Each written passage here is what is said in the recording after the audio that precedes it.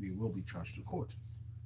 So the call for the Lagos State government is one, you need to increase and improve your camera coverage of Lagos State, such that when incidents like this happen, we can trace the perpetrators so they do not vanish into thin air. Two, we must call upon them to liaise with the police and not only investigate this matter, but ensure that the individuals behind it are not only apprehended but duly prosecuted.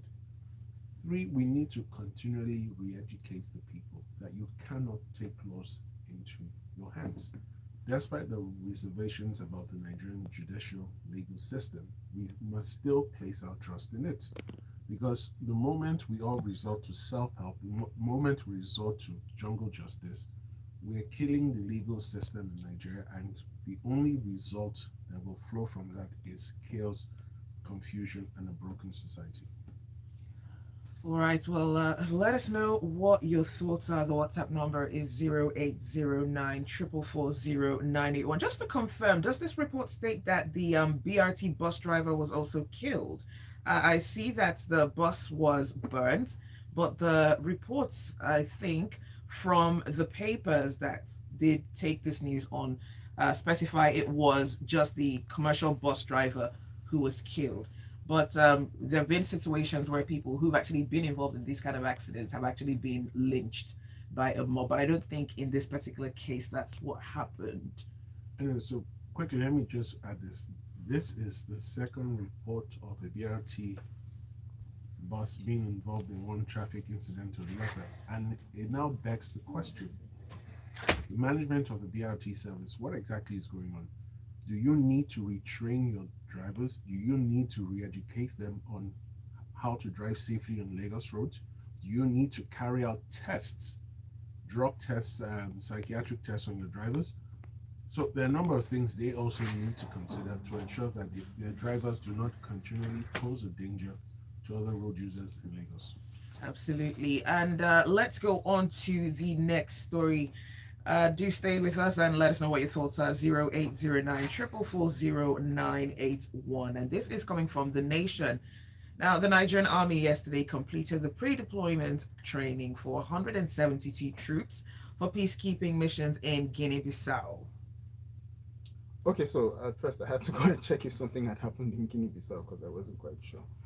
But then it's a country that has experienced a lot of turmoil in recent times, and this exercise has been prepared to, or has been established to prepare the troops in case they find themselves in situations where peacekeeping is required across the ECOWAS sub-region. So Nigeria has always taken the forefront in peacekeeping missions across the West African sub-region, because we have the, dare I say, the best trained army and the most equipped army. So one of the things that came to my mind was in the last few months and years, we've heard reports about how the Nigerian army has performed in its operations across bandit and terrorist overrun areas in Nigeria. I think was it early this year or late last year where there was a report about forced abortions and things, which also opened up some of the other things that they had been culpable for. So it was nice to Accused see. of. Sorry, Accused of. accused of. Sorry. Okay. So it was nice to see that this training, also cut across issues like sexual exploitation and abuse, conflict-related sexual violence, conduct and discipline, as well as protection of civilians, amongst others. So this is quite commendable. I believe that the army should also always seek means to make sure that their people constantly remain professional in the discharge of their duties, especially when we are on foreign missions. Hmm. All right, let's go on to Punch. Now, the governor of Kaduna State, Nasir El Rafai, warned that bandits could take advantage of the transition period to launch bloody attacks in the country. He also advised that security operations against bandits should be increased in the remaining days of the current administration and beyond. Okay, so thank you, Zibby. So Kaduna State is one of the few states, if not the only state, that regularly publishes security reports that it makes publicly available. And the reports for the last 15 months indicate that 1,266 Nigerians officially lost their lives, and 4,973 individuals were kidnapped within the 15 months. And these are very horrific figures, and our thoughts go out to the families of all the deceased individuals. Now, the bigger question is this. In the run up to the elections, there was a seeming lull or pause on violent activities, both kidnapping, terrorism, and associated activities. Once the election was over, and which, funny enough, coincided with the suspension of the Naira redesign policy, these criminal activities picked up again. Now, he's advising that, based on the reports he's getting, that there may be more attacks up until the 29th of May. So, I have a few questions for the governor. This information that is currently in your possession, have you shared it with the security chiefs? If you have, are they working on it? And if you believe or perceive they're not working on it, have you taken it up with the commander in chief? Because these are very pertinent questions. And then beyond all of that, are there any steps you're taking as a governor yourself to secure the lives of the people within your state? Because it's extremely disappointing and saddening to continue to read reports of people being kidnapped, people being killed, and then you find terrorists making open, bold statements requesting for money, demanding ransoms. Now, Governor Rufai has advocated that a simultaneous attack be conducted on forests within 7 Nigerian states, from the ground and from the air. The idea is this: you decimate them at the same time, so there's no place for them to run to. Why this has not yet been done is what I do not understand. Terrorists, by virtue and nature of the acts they conduct, do not deserve human rights. So they've voluntarily suspended their human rights, because when you decide to take the life of another person or deprive that person of his liberty or his ability to move freely, you cannot expect your own human rights to be respected. Can we just decimate these guys once and for all? All right, let's go on to WhatsApp. Watunuga says most of the BRT drivers drive recklessly, posing a great risk to other road users. One day that's me in Ojota Tuesday evening, in midst of heavy traffic, not minding that I am qualified for being a senior citizen. Pastor Dackwell says jungle justice is a vehement public shame, and the general populace just have to learn how to apply discipline plus self control in such cases. Most times, it's the innocent party that invariably becomes the victim and scapegoat. Cameras and accessible law enforcement should always be on standby. We're actually planning a show on jungle justice for next week, and it will come up on Lagos Talks. Let's go on to the next story that we're looking at, and this one is coming from, I'm just going to scroll down to get that story really quickly. It's coming from Premium Times. The National Association of Nigerian Students in Sudan has appealed to the federal government for evacuation of its members. Now, they've written a letter asking for help amid the crisis that's currently ongoing in Sudan. Okay, so fighting broke out again in Sudan almost about a week ago. So Sudan really has been, I don't want to say war torn, but yeah, there's been a lot of fighting, rebel leaders, fighting against the government and all whatnot, within the country. And there'd been some sort of pseudo peace for a while until fighting erupted again about a week ago. So what pains me most is why every time there's some problem in a part of the world, the Nigerians residents in that part of the world always have to call out to be evacuated from that region. It begins to make me wonder if the Ministry of Foreign Affairs isn't on top of these kind of things. Even if you can't, for example, let's assume the fighting is so grievous no one can enter the region. If that was the situation, then you'd at least let public be aware that, oh, we have some plans in place to evacuate our citizens, However, XYZ is happening, so we can't really implement right now or whatever. As of now, we haven't heard anything that the Ministry of Foreign Affairs has put in place. So for me, it's not even really just about the students. It's also about all the other Nigerians who are residents in those locations. Bearing in mind, though, that not everyone usually would like to be evacuated, but at least for those who have indicated or those who are willing to be evacuated, plans should always be in place.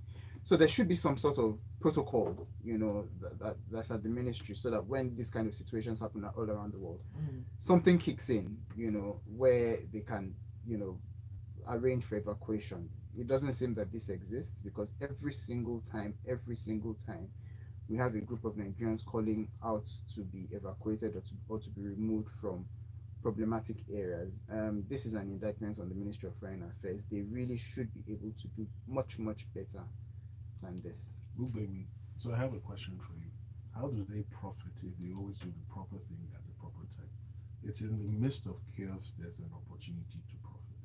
So it makes no sense for a typical Nigerian public official to do what he ought to do when he should do it. Another case in point, the potholes on the road. They start off very small, everyone's looking at it, they continue to grow until they grow into craters and gullies, then they swing into action. So it's no surprise that you're calling it an indictment, believing there's some shame there. There's no shame. All right, let's go on to WhatsApp. Adopsy says, makes you wonder if their drivers, and this is in regard to the BRT drivers, are made to undergo the regular certification for the Lagos Drivers Institute that they demand and ask private drivers for. Um, I've always wondered about this. When people employ drivers, you want to know that your driver can actually drive and it's safe. But what about eye test? Do people worry about eye test? Because there are a lot of people, when you see how they drive, you know that they really might be visually impaired in some way.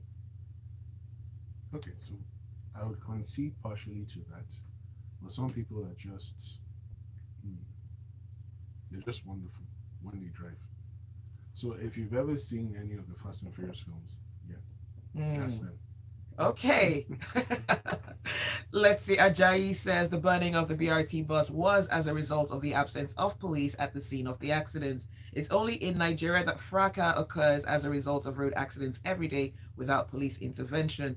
Yesterday evening, I witnessed a terrible fight between two motorists because of a minor brush as they struggled to navigate traffic on Nuruddin Street in Agidingbi. What exactly is the job of the Motor Traffic Division of the Nigeria Police? So, Mr. Jai, very quickly, I've personally been in incidents where my car was swiped and brushed right in front of policemen and they did nothing. So I just got into my car and drove away. And let insurance handle it. All right, let's take a quick break. We'll continue the conversation on the other side. This is Freshly Pressed on Smooth 98.1.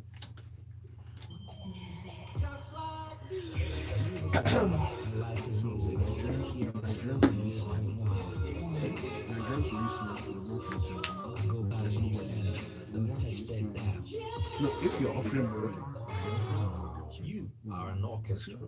Watching you move is like listening to a symphony of body parts directed by a maestro. When you walk, it is like watching a G-class show. Really? I think it was one of the stories on. Really? I can't remember. Maybe I read it somewhere. They did this now for delayed promotion. Oh, wow. That's why we keep it's it funny here on because I saw a story 98.1.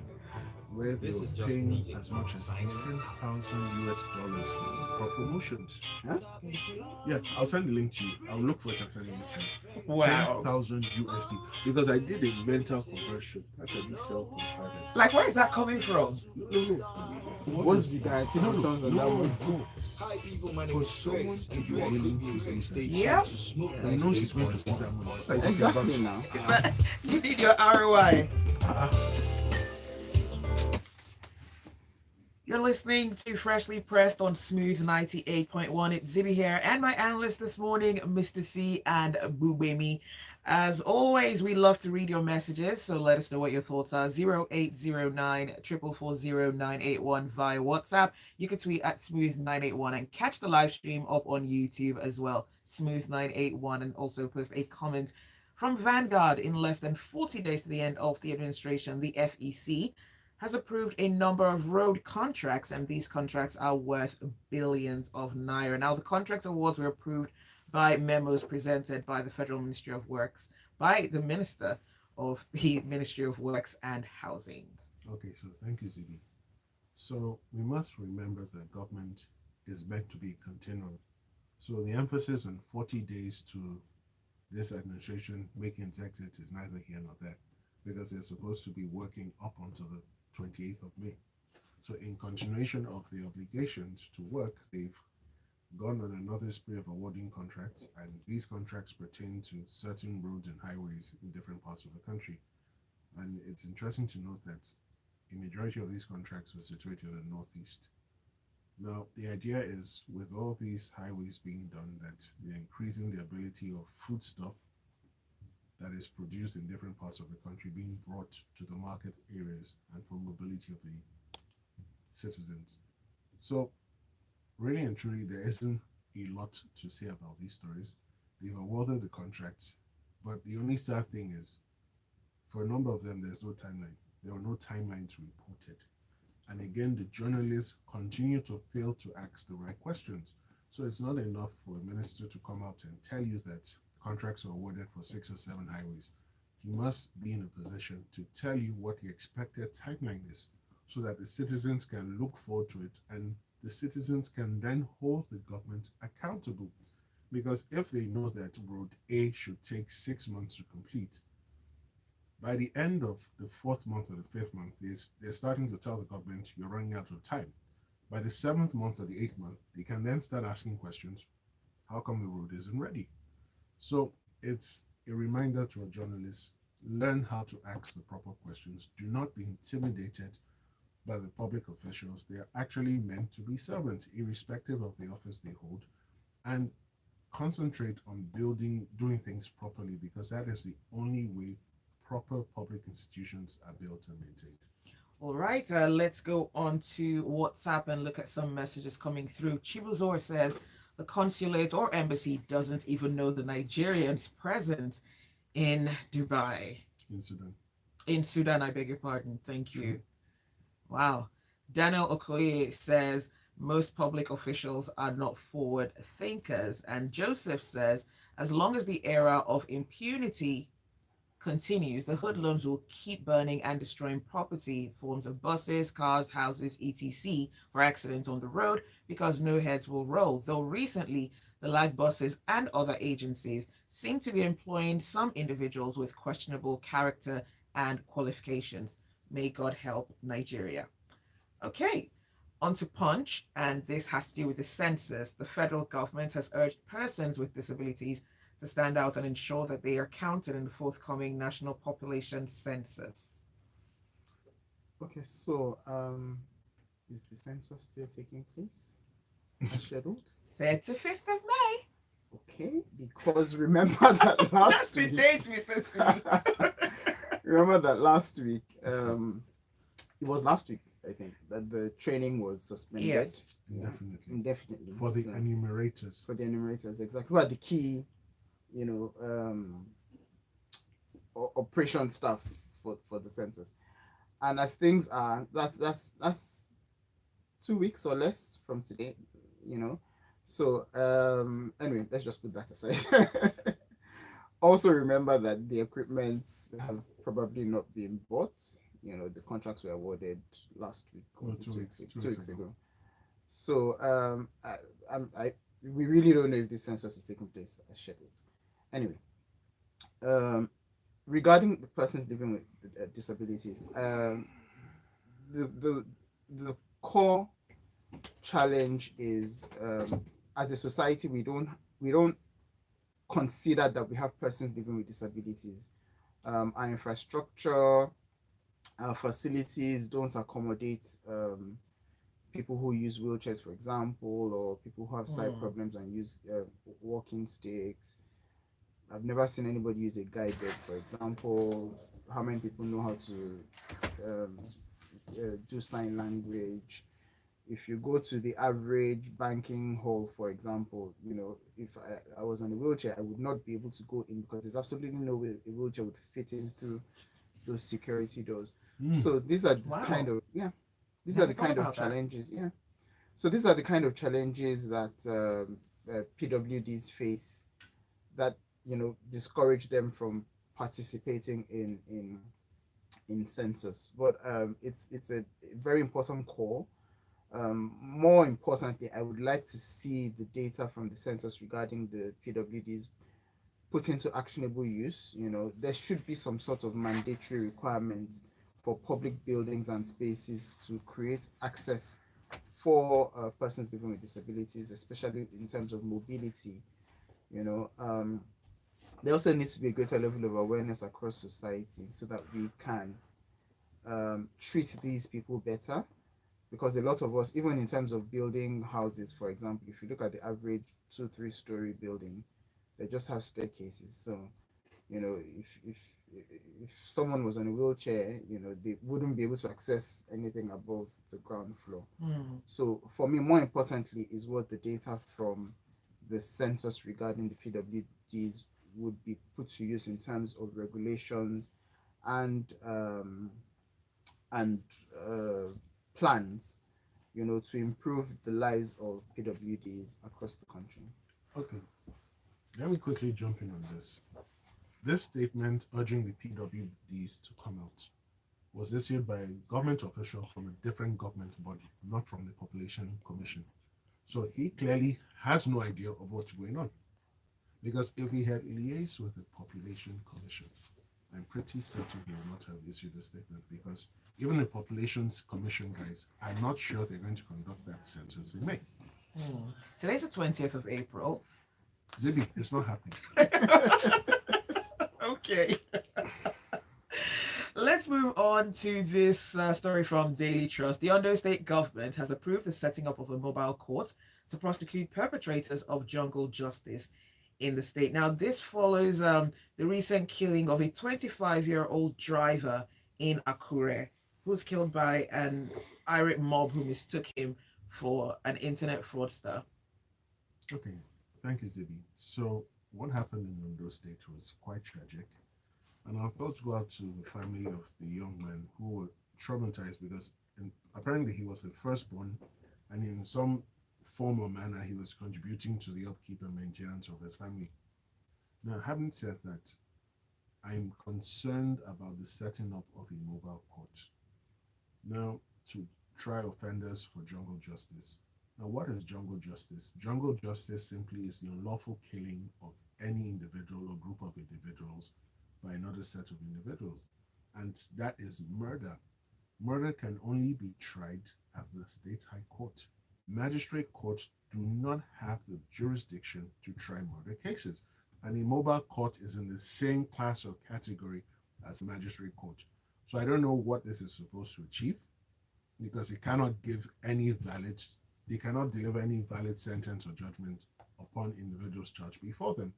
What I would have expected would be to liaise with the chief judge of Ondo State and have a specific court that deals with matters like this in addition to other matters so that they're speedily heard and tried and the judgment is given one way or the other. Because if you take anyone accused of jungle justice to a mobile court, on appeal he will walk away if he has a good lawyer.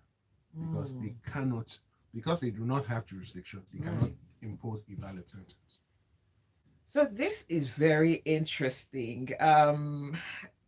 Okay, it just makes you wonder if the people who are supposed to uphold the law actually have a lot of knowledge about how it should be carried out. So what typically tends to happen is that in coming up with positions, they don't avert their minds to other things. So they would have thought, okay, I understand the mischief being sought to be cured. However, this is not the way to cure it. Because if someone had only thought, okay, mobile courts, what category do they fall into? If they had remembered or even averted their minds to the fact that a mobile court is like a magistrate court, then this suggestion should not have gotten to the public domain. All right. Well, the conversation continues. We have a few minutes to go. The WhatsApp number is 0809 440 You can also catch the live stream up on our YouTube channel, Smooth 981 FM Lagos, and you can post a comment on there as well. Now, there's an article, and this comes from Vanguard, and it has to do with the number of inmates on death row. Now, according to the prison service, 3,298 um, prisoners or people in custody are are still on death row, and this continues despite the numerous challenges that these services are facing. Okay, so thank you, Zibby. Very quickly. Like the story says, there are officially 3,298 inmates on death row. Now, who are inmates on death row? These are individuals who have been tried and found guilty of certain serious offenses and have been sentenced to death by hanging. Now, why are they so many? The last set of executions were carried out in 2016 in Edo State. So, what has happened over the years is that the governors have been extremely reluctant to sign to confirm those sentences. And one reason is the proliferation of human rights bodies. And they're saying, look, we should move away from this business of hanging people, commute the sentences to life in prison, subject to good behavior in certain situations, and more or less try to reform them, because before now, our judicial system was more about punishment. But we're beginning to understand that maybe we should be talking about reformation. That some of these people never had a good, solid upbringing or foundation. And if they had it, then maybe they may not have committed the crimes they did commit. Now, this does not mean that everyone will be innocent or everyone can be reformed. Some individuals cannot be reformed because they're inherently criminal. However, there's no point putting someone on death row and leaving him there, because one, he doesn't know when he's going to die. He knows he could be called at any time. And the trauma it leaves on the individual, it cannot be stated in words.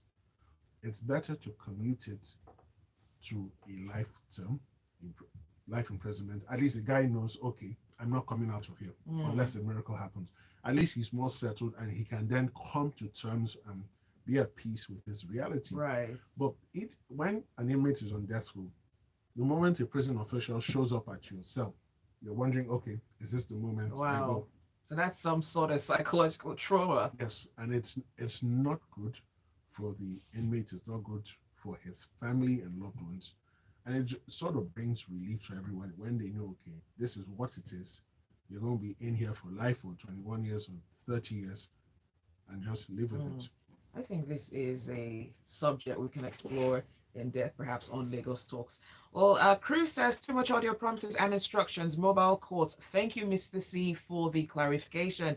That's all the time that we have for Freshly Pressed this morning. Thanks for your messages. Thank you for listening. And special thanks to our analysts as well, Mr. C and Gbubemi, for joining us. You're welcome. The headlines, the stories, the news.